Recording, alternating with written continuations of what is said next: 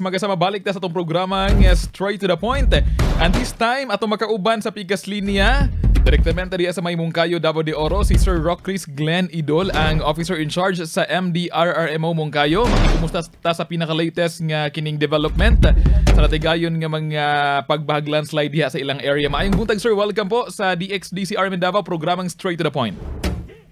Yes, sir. Maayong buntag po. Good morning. Good morning, sir. Yes po. Sir, makikumusta mi sa pinaka-latest nga update sa search operation sa inyong lugar diha, labi na itong mga apektado sa landslide diha sa Mungkayo, sir? Yes, sir.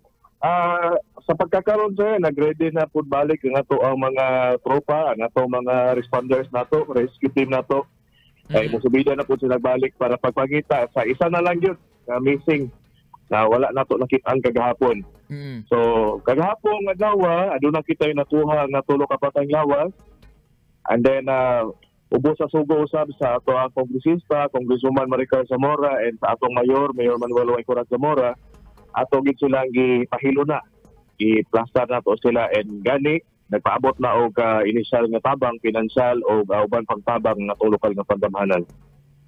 So, pila na ang total reported casualty, sir, gawas atong still ato pang gina-retrieve? Yes, sir. All in all, sir, naamag yun tayo gikan sa number sa barangay na nadawat na mo ang gabi ng pag-landslide. Ano na kita recorded nga, all in all, involved na tong individual sa landslide is 14 kabuok, 14. And then sa 14 ka buok, adunay isa ka survivor nga napakaron gihapon sa Davao Regional Medical Center tungod sa iyang critical nga kondisyon. So gina-monitor gihapon sa ato ang mga doctors and nurses sa mga hospital. Aduna po duha ka nakahiagom og minor injuries nga katong adlaw po pagkahuman sa insidente, nakabalik na po dayon sa evacuation center tungod kay minor lang man po kay ilang injuries, and they were treated on site. The rest, sir, kanang napulo na tanan kapatay lawas ang ato ang retrieve. Gani ang uban ni ana napahilo na nato dito sa Barangay Union kung diin na gipahigayon ang paghaya sa tong mga biktima. And then ang katong nakuha nato kagahapon, na retrieve nato kagahapon nga tulo kapatay lawas, ipahilo na anapod karon sa kasamtangan, nakipag-coordinate ang lokal nga paggamhanan o ang nag-asikaso nga punerarya para masubida nato dito sa barangay kung asa diin sila ihaya. Yes po. Sir, kining mga landslide victims sa isa lang ba ni ka barangay o isa lang ba ni ka area, sir, diha sa Mungkayo?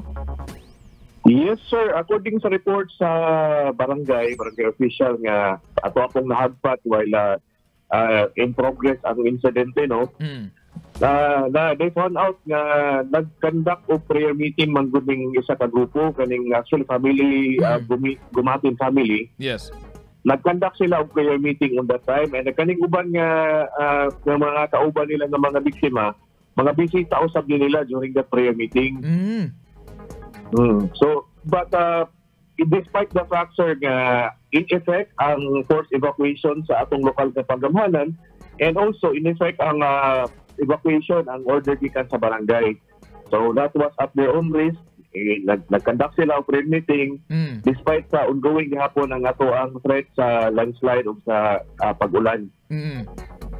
Unsa ba ni sir, ni wala ba gyud sila nituman or nay mga istorya nga nibalik sila sa kining ilahang balay nya nakaadto na sila sa evacuation centers po?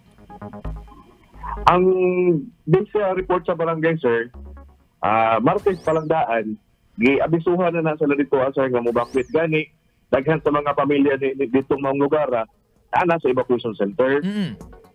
And then nalanghit sila sa kapitan nga mobalik lagi dito, wala gid sila gitugutan sa kapitan kay ang kapitan mismo nag-anticipate para sa enhanced safety, and kana man kung lugar sa based sa hazard susceptibility map sa Mines and Geosciences Bureau. Yes. Very high kayo na siya sa susceptibility to landslide. So kung wag sila gisugtan mobalik, but at their own risk ibalik sila para mag-prayer meeting. So that event, that unfaithful event happened. Magkasusubo lang yun paminawon or kanang mahibaloan inana nga cases sir no nga kining makuan jud in town mabiktima sa kining inana landslide diya sa inyong AOR. Pero gawas Yes, sir. baan ni sir unsa nga mga AOR pa diya sa inyo ha po sa inyong AOR unsa nga mga lugar pa ang kining tagged as landslide prone areas labi na gyud diha sa kinang sa Moncayo? Daghan man tag mga mountainous area pud diriya sir nga mga barangay bata only Mount Diwata ang daghan gyud tag naay taas na susceptibility sa landslide. Mao nang every time gyud nga adunay mga weather disturbances, pirmi ka na mo ginapahimengmuan, ginaabisuhan ang barangay and very close coordination para malikayan unta nato ang mga iunaani nga mga sitwasyon. Pero considering magdukot sir sa kadako pud anang barangay Mount Diwata and then katag pud ang mga balay nga nahimutangan, ita challenge yun po sa barangay officials nga kanang mamonitor gyud bitaw ang ilahang mga residente nga naa gyud ang tatanan sa evacuation center. So mao nang nagiuban nga siguro gusto gyud nila mobalik gyud sila panimalay. Mingana mo nang naagi mangingana nga instances despite yun sa pagpaningkamot nato sa lokal nga paggamhanan. Dili ba na dool sa mining area sir ang katong lugar nga nagbaton og landslide? Actually, sir, the whole of Mount Diwata, mining area gina siya. Mining area, Mount okay. Diwata. Oh. So, unsay kuha na ni sir, naabay, let's say, lapses ang katong mga, kuha, or ginausan ninyo pag-handle, sir, inana nga mga situation po. Naabay accountability itong mga, kuha, nag-operate sa mining? Actually, sir, last Tuesday pa lang, nag-issue na nga to ang mayor o kanang temporary suspension stoppage sa mining operations sa maong barangay. So wala na gyud nagkuan, wala na gyud nag-operate ato nga time sir pag release sa kitong advisory. Yes sir. Kay nga naman gyud po na din ha pag may mga weather disturbance and may mga orders ninguna na automatic yun nga maunong gyud ang mga mining activities. Alright, so nahitabo na magiging taon tong maong disgrasya sir. For now, pila ba ka mga pamilya sir or kanang individuals ang atong naakaroon sa evacuation sites? So pagkakaroon sir, specifically sa Mount Diwata, gibalik na mo consolidate ang data nung padayon na mo gina-consolidate ang data kay nausab na magud atong data po in effect na gid ang atong force evacuation sa mong area. Strongly implement na to. So nitaas yun ang ato ang count sa mga families and individuals nga at evacuation. So, padayon na ito gina-coordinate ang barangay. Sa pagkakaroon, wala pa yung data yun nga naabot sa amo. But again, maybe nakapreposisyon ng ato ang mga hinabang para dali na ito silang matabangan. Sa pagkakaroon, sir, ang focus lang sa ginamo na masipin sa among lugar din ay landslide incident and ang retrieval operations po para maningkamos gid ang ato mga personnel nga unta karong adlaw gyud makitaan makuha nato tong nahibili nato nga missing. Kana sir, how about mga dalan sir nga maagian ba or ang affected sa landslide? Sa pagkakaroon sir, ang dalan gyud padulong sa Mount Diwata, it poses really a challenge kay along the way, hindi pa ka makaabot dito sa maong landslide incident. Lagi mga ginagmay nga mga landslide nga maobserbahan. Gani, naanay gipa-preposition ng ato ang mayor nga mga heavy equipment nga just in case nga naay mga not passable nga dalan padung sa Mount Diwata, dali nato sa nga ma-clearing. I see. Sir, kini atong gisgutan nato ng buntag about forced evacuation. I know nga inyong LGU nag-release or nagpatuman aning forced evacuation. Do you think sir nga mas maayo kung maghimo gyud balaod sir para nationwide kanang mapugos gyud ang tao nga mapabalhin or ma-evacuate panahon sa kalamidad just to make sure nga magbaton unta og kanang zero casualty sir? Yes, sir, it could be better, no? Pero on the other hand, magod po, kinahanglan gid po siya mas lalo pa nga pagtuon tungod kay kung moingon magod sa forced evacuation, aduna gyud kini-epekto sa panginabuhian sa mga pamilya nga posibleng maapektuhan. Kay of course, ato man gyud silang i-displace na po sila. So aduna gyud po tay side by side ni ana kung aduna kita.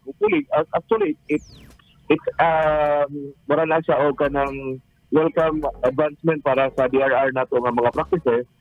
However, we have to look into side by side po para sa welfare sa ato mga bakwit. Sabi na ang ilang panginabuhian. And of course, it would entail budget yun kay resources maganda. Labi na atos lang i-bakwit, atos lang i-safety, and atos silang i-make sure na ito komportable sila sa balay bakwitanan. So of course, it would entail budget. So I guess it would really need na mas closer, mas deeper pag yun na pagtuon dahil niya na, sir. Alright. Lastly, sir, inyong reminders sa inyong mga residente, labi na karon, sir, nga nagpadayon gihapon ta nga naapektuhan aning Shoreline Weather System, sir. Unsa ato ang reminders sa ato mga residente sa evacuation center and in general diya, sir, sa Moncayo and even sa Davao de Oro po? Yes, sir. Mamalihog namin sa mga residente, mga ka-asenso na mo din sa lungsod sa Moncayo, o sa mga katagilungsod o katagipobinsa no, na mag-igmat din kita kanunay tungod kay kaning mga panahon na naagad ka ng always napang threat sa pag-ulan tungod kay noticeable gihapon ang Shoreline, although nag-issue ng pag-asa na medyo weekend na siya. Pero sa mga ingunaning panahon, sa mga pag-ulan, mga ubang pa nga mga weather disturbances, padayon yun kita nga mag-igmat. Maminaw kita sa mga pahimanglo gikan sa lokal nga paggamhanan, and mutuman binunta kita sa mga ipatuman sa atong mga opisyal kay kining tanan para maging sa kaayuhan sa publiko.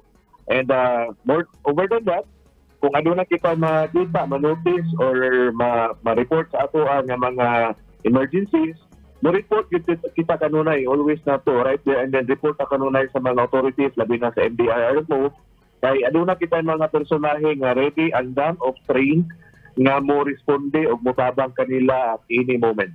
Ayon. Salamat kay sir sa impormasyon o sa reminder, Sir Rockris Glenn, sir. Diya sa mong kayo og amping mo diya, sir. God bless po. Maraming salamat, sir, and God bless you po. Straight to the point.